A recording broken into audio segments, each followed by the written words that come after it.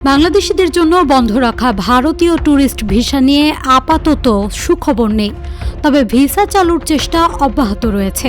Visa যখন চালু হবে তখনই জানা যাবে। বাংলাদেশে নিযুক্ত ভারতীয় হাই কমিশনার প্রণয় ভার্মা আজ সোমবার সাংবাদিকদের কথা জানান। এর আগে তিনি প্রধানমন্ত্রীর অর্থ উপদেষ্টা রাশেদ আল মাহমুদ তিতুমিরের সাথে বৈঠক করেন।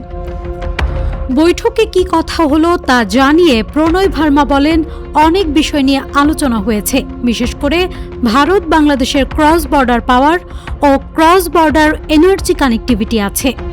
কিভাবে এটাকে আরও শক্তিশালী করা যায় সে বিষয়ে উপদেষ্টার সাথে আলোচনা হয়েছে।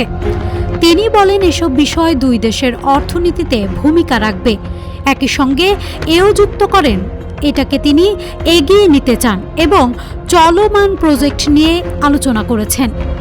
এর আগে গত ২ মার্চ খুব শিগগিরই ভারতীয় ভিসা চালু হবে বলে জানিয়েছেন ঢাকায় নিযুক্ত ভারতের হাই কমিশনার। তখন তিনি জানিয়েছিলেন, খুব শিগগিরই ভারত ও বাংলাদেশের মধ্যে ভিসা কার্যক্রম স্বাভাবিক হবে।